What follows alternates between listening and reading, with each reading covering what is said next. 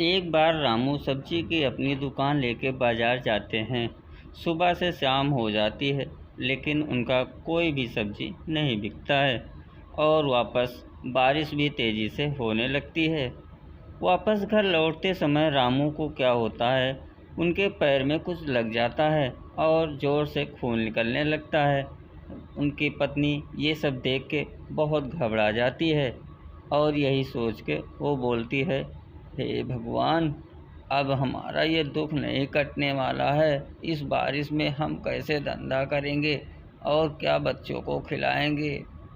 रामू बोलता है, कोई बात नहीं, ये तो छोटी सी चोट है, सब सही हो जाएगा। देखिए, हम कुछ करते हैं। रामू यही सोच के सोने चला जाता है और सोचते सोचते यही विचार करता है कि किस तरह से पैसे कमाए जाएं, क्योंकि बच्चों का पालन हो जाए। वापस उनकी पत्नी दोनों बच्चों को समझा रही थी, देखो बच्चों, तुम लोग कभी किसी से मत करना, क्योंकि हम जितना भी कमाएंगे उतने में गुजारा हो जाएगा। उनकी बच्ची बोलती है, कोई नहीं माँ, हम लोग कभी किसी के यहाँ नहीं जाएंगे। जो हमारे पास है उसी में हम खुश रह लेंगे। रामू की पत्नी यह सब समझा के अपने बच्चों को रोज़ इसी तरह और बारिश में काम के लिए निकल जाती थी। रामू बेचारा मन ही मन सोचता रहता था, क्या करें कि हमारे भी हालात कुछ सुधर जाएं। उसको ये सब देख के बहुत दुख होता था और अपनी बीवी को चारों तरफ घरों में सबके काम करते हुए देख नहीं पाता था। वो सोचते सोचते यही सब सोच ही रहा था। तभी उसकी बीवी दूसरों के घर में काम करने जाती है और काम करके वहाँ से आती है तो बोलती है, अरे देखो, उठ जाओ, कुछ काम भी करना है कि ऐसे सोते रहोगे। आज दुकान नहीं ले जाना है, अब धंधा नहीं करना है क्या? हम बच्चों को क्या खिलाएंगे, किस तरह से बच्चों को पालेंगे? यही सब सोच सोच के रामू की पत्नी बहुत चिंता में रहती थी। रामू का लड़का सोहन भी और कुछ नहीं, बस यही बोलता था, अरे माँ, तुम चिंता मत करो, हम दोनों भाई बहन इसी तरह से रह लेंगे। और उनकी बहन भी बोलती है, हाँ माँ, भैया ठीक कह रहे हैं, हमें कुछ नहीं चाहिए। मोहन यही सब सोच सोच के, इन लोगों की बातें सुन सुन के यही अपने मन ही मन सोच ही रहा था। तभी उनकी पत्नी चली जाती है सेठ के पास और वहाँ से कुछ पैसे लेके आती है और बोलती है, अब हमें दुकान खोल लेना है। रामू की पत्नी दुकान खोल लेती है और समोसे बना के बेचने लगती है, क्योंकि जब समोसे बना के बेचेगी तभी उसके घर में कुछ पैसे आएंगे और वो अपने बच्चों का पेट भी पाल पाएगी। यही सब देख के रामू बेचारा बारिश में भीगते हुए अपनी पत्नी के पास जाता है और बोलता है, चलो दोनों मिल के अब काम करेंगे, तभी तो हमारा बिजनेस आगे बढ़ेगा। अब यही सोच के रामू उस नाश्ते को करने लगता है और नाश्ता करते ही बारिश तेज़ से हो रही थी, क्योंकि वहाँ चारों तरफ पानी ही पानी था। अब रामू नाश्ता करते करते सोच रहा था, ये काम अच्छा है, अब हमें यही काम आगे बढ़ाना होगा। अब यही सब सोच सोच के और उनकी पत्नी उसी समोसे को बना रही थी, तभी दो लोग और आ जाते हैं और बोलते हैं, मुझे भी समोसे दे दो, नाश्ता करने हैं।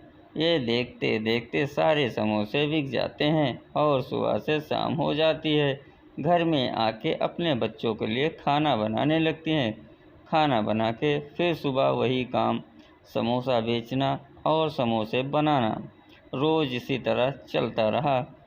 और रामू की पत्नी मेहनत करते करते उनकी बच्ची भी दुकान पे जाने लगी। लेकिन रामू की पत्नी बोलती, देखो, तुम लोग यहाँ मत आया करो, क्योंकि बारिश होता है, भीगोगे तो तबीयत खराब हो जाएगी। आखिर में बारिश बहुत तेज़ से आ ही गई और समोसा कुछ ठंडा होने लगा था। अब समोसे को तो कोई खा ही नहीं रहा था। क्योंकि बारिश में तो कस्टमर आते ही नहीं हैं। इसी तरह उस दिन भी धंधा नहीं हुआ और उनकी पत्नी वापस थैले लेके घर पे आ गई, क्योंकि आज कुछ धंधा नहीं हुआ था, बारिश ज़्यादा थी। अब उनको समझ में नहीं आ रहा था कि हम क्या करें। कुछ समय बाद वो मेहनत मजूरी और करके और ज़्यादा पैसा इकट्ठा करने लगी, क्योंकि अब उनको और बड़ी दुकान खोलना था। इसी तरह डलिया में समोसे को लेके रेलवे स्टेशन बेचने जाने लगी। मोहन की पत्नी रोज़ बहुत सारा मेहनत करती थी बेचारी, क्योंकि वो अपने पति को कोई भी और बच्चों को भी दुख नहीं देने वाली थी। ये सब देख देख के उनका लड़का भी रोज़ माँ के साथ मार्केट जाता और स्टेशन जाता, गांव-गांव घूम घूम के समोसे बेचती थी। इसी तरह वो अपने घरों का पालन पोषण कर लेती थी।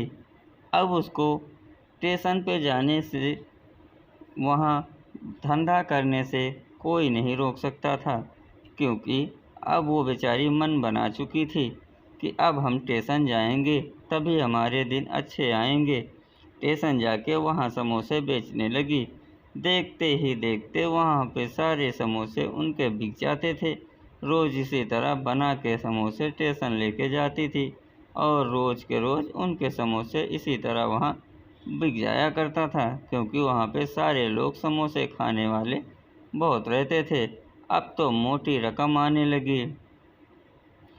अब मोहन मन ही मन में अब ये भी सोच रहा था, क्योंकि अब तो अच्छे दिन आ गए थे।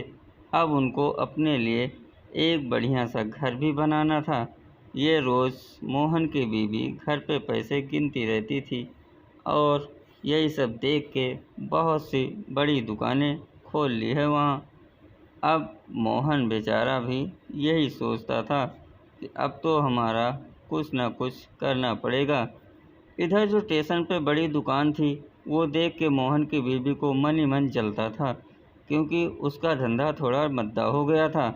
और यही सब सोच सोच के वो उन दिनों उनको समझाने भी जाता था, लेकिन मोहन की बीवी ये सब मानने को तैयार नहीं थी।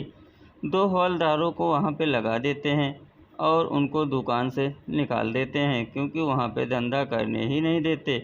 इधर दोनों हवलदार उनको बोलते हैं, देखो तुम लोग यहाँ पे धंधा मत करो और अपने समोसे लो और लेके यहाँ से चली जाओ। फिर बड़े हवलदार आ जाते हैं दरोगा जी और उन तीनों को हथकड़ियाँ लगा देते हैं।